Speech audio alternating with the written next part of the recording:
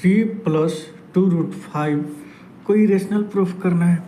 ठीक है, पिछले वीडियो में केवल √5 को इरेशनल प्रूफ किए थे। क्या उसी टाइप का है? नहीं, केवल रूट में रहता है तो दूसरे टाइप का बनता है। बस इस टाइप का क्वेश्चन को बनाने की कोशिश करेंगे, ठीक है, इजीली बन जाएगा। पहले तो सेम वही करना है कि let 3+2√5 be a rational number, ये लिखेंगे, इम्पोर्टेंट है। अगर ये रेशनल नंबर है तो P अपन Q के फॉर्म में तो होगा ही होगा। ओके, तो मैंने क्या माना कि 3+2√5 एक रेशनल नंबर है, और रेशनल है तो A अपन B के फॉर्म में मैं पुटअप कर दिया। ठीक है, बहुत ईजी है, ध्यान से देखो। 2√5 को ऐसे ही रहने देता हूँ, A अपन B ऐसे ही है, ये 3 प्लस में है, इधर माइनस का हो जाएगा, होगा ना। चलिए अब देखो करना क्या है कि 2√5 को ऐसे ही रहने दो।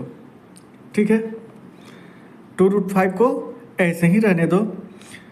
करेंगे क्या कि ये डिनोमिनेटर में 1 है तो B एलसीएम लेंगे तो A माइनस 3B होगा क्या। 1 में B से डिवाइड, B में 1 से डिवाइड करेंगे तो B ही आएगा, B को फिर 3 से इंटू करेंगे 3B। Okay done. अब देखो ये 2 इंटू में है तो इसको क्या करेंगे, डिवाइड में ला देंगे।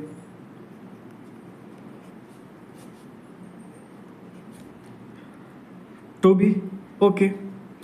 अब यहां से ध्यान दो बेटा, ये क्वेश्चन सोल्व हो गया आपका, है ना, क्वेश्चन सोल्व हो गया। √5 बराबर क्या हो गया, A माइनस 3B अपन में 2B। बट एक चीज और है कि इसमें A and B are rational number, है कि नहीं, क्योंकि हम लोग माने थे P अपन Q के फॉर्म में है ना, A अपन B P अपन Q के फॉर्म में है। अगर P अपन Q के फॉर्म में है तो ये रेशनल नंबर है। √5 को हम लोग डिराइव किए थे कि √5 इज अ रेशनल नंबर, या √2 को ही ड्राइव करोगे कि rational number, sorry irrational number, तो उसमें लास्ट में आता था कि A and B are composite number, proof होता था ना। ठीक है, तो वो हम लोग प्रूफ कर चुके हैं। अब डायरेक्ट यहाँ पर A एंड B अगर रेशनल नंबर P अपन के Q के फॉर्म में है A अपन B, तो ये क्या है, कंपोजिट नंबर, और कंपोजिट नंबर है तो ये रेशनल नंबर भी होगा। ठीक है, अगर ये A एंड B रेशनल है, A और B रेशनल है, तो ये पूरे टर्म क्या हो जाएंगे, रेशनल होंगे, यानी कि A माइनस 3B अपन में 2B is rational number.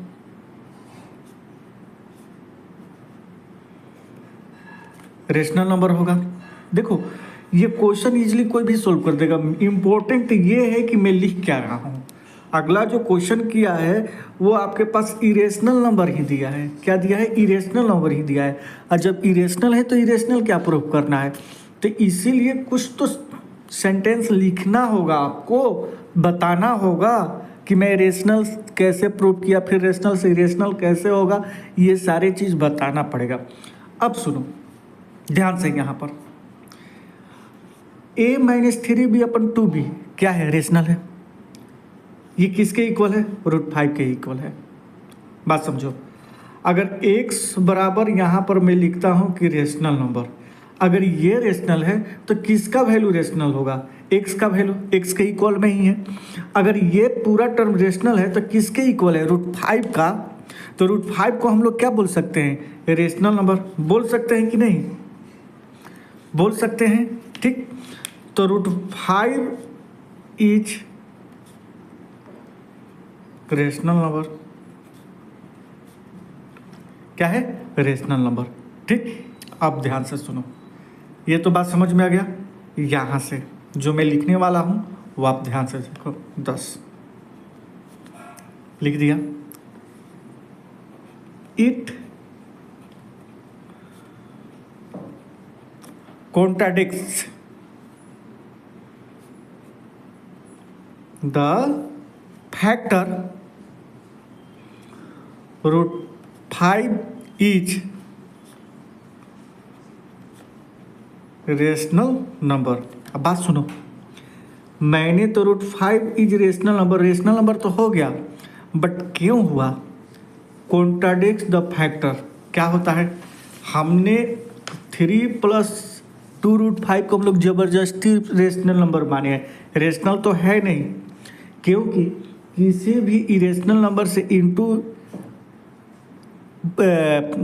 Add करवा दो, सब्ट्रैक्ट करवा दो, मल्टीप्लिकेशन करवा दो तो इरेशनल नंबर ही रहता है, हम लोग जानते हैं।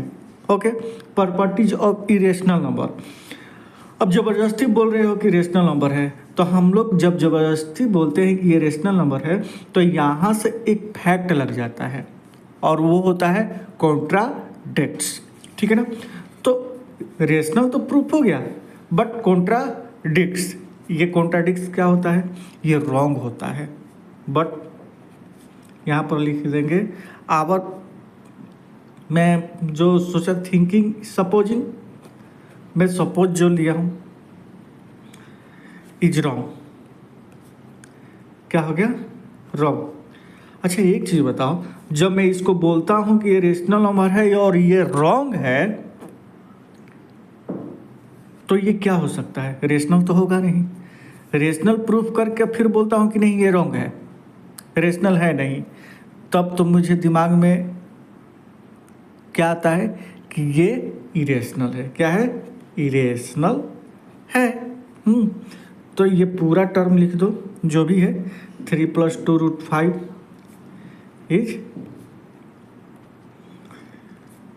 Irrational number. ओके, बात समझ में आ गया होगा आपको?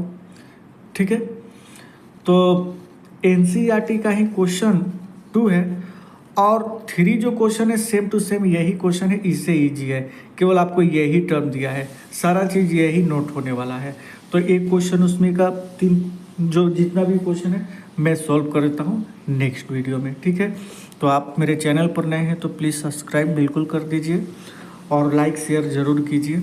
ओके, मैं छोटा से छोटा भी बात बताने के लिए तैयार हूँ मैथ कैलकुलेशन में। ठीक है ना? क्यों होता है, कैसे होता है, मैं आपको कंसेप्ट क्लियर करूँगा, मुझ पर भरोसा रखो आप। लेकिन प्लीज़ मेरा चैनल सब्सक्राइब कर दीजिए। मैं चैनल पर नया हूँ तो आप लोग का सपोर्ट चाहिए। आप नहीं करोगे तो कौन करेगा बताओ? अगर लग रहा है कि मैं अच्छा पढ़ा रहा हूँ तो प्लीज़ सब्सक्राइब करो, सपोर्ट भी करो। ठीक है ना? मैं आप लोग पर बहुत भरोसा कर रहा हूँ, प्लीज़ भरोसा को तोड़िए मत। Thank you very much.